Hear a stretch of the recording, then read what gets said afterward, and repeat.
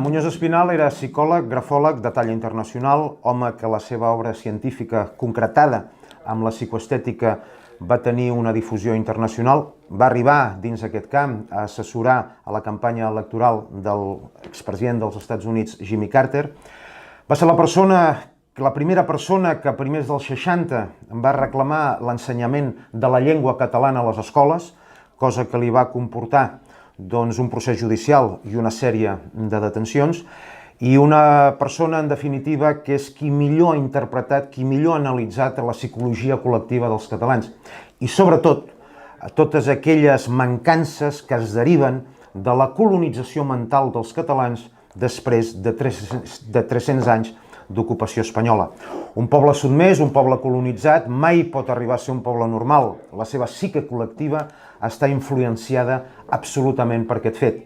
Ell ja descrivia que els catalans patim un complex EE, o complex estat espanyol, o complex d'esclau, si se li vol dir d'una manera més clara i més entenedora, que està, diguem-ne, resumida, que ell la va analitzar, la va estudiar i la va plantejar amb una sèrie de tics que afecten a la nostra personalitat col·lectiva.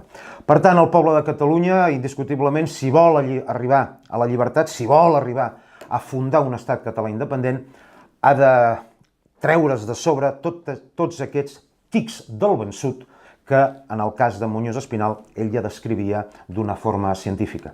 És un personatge que a Catalunya encara no és el conegut o el prou conegut que hauria de ser, però espero també que aquesta entrevista, aquesta pinzellada, serveixi perquè els compatriotes, els companys d'Euskal Herria els hi serveixi per tenir, ni que sigui, un petit tast de la figura de Muñoz Espinal.